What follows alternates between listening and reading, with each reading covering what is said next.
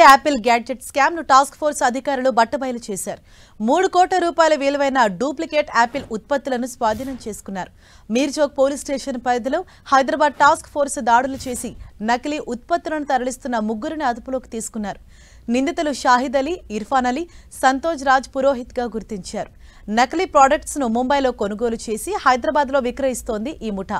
నకిలీ logo, స్టిక్కర్లతో original మాదిరిగా packing చేసి కస్టమర్లను మోసం చేస్తున్నారు. నిందితుల నుంచి యాపిల్ వాచ్లు, ఎయిర్పోర్ట్స్, పవర్ బ్యాంకులు, కేబుల్స్ ఇలా మొత్తం 2761 నకిలీ ఉత్పత్తులను సీజ్ చేశారు. నిందితులను మీర్చౌక్ పోలీసులకు అప్పగించారు.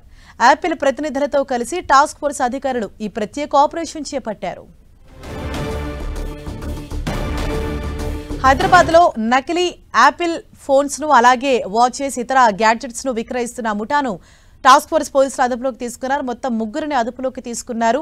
వీరు గత కొంతకాలంగా మీర్చౌక్ లో యాపిల్ నకిలీ ప్రొడక్ట్స్ ను తయారు చేసి సేమ్ అదే విధంగా ఉండేలాగా ఆ లోగోను, స్టిక్కర్ను కూడా వీళ్ళు చేంజ్ చేసి కస్టమర్స్ ని అమ్ముతున్నట్టుగా గుర్తించారు టాస్క్ ఫోర్స్ పోలీసులు. దీంతో ప్రత్యేక ఆపరేషన్ చేపట్టి మొత్తం ముగ్గురిని అదుపులోకి తీసుకున్నారు. వారి వద్ద ఉన్న అన్ని యాపిల్ ప్రొడక్ట్స్ కి సంబంధించిన అన్ని గ్యాడ్జెట్స్ ను కూడా వారి వద్ద నుంచి స్వాధీనం చేసుకుని ముగ్గురిని అదుపులోకి తీసుకున్నారు.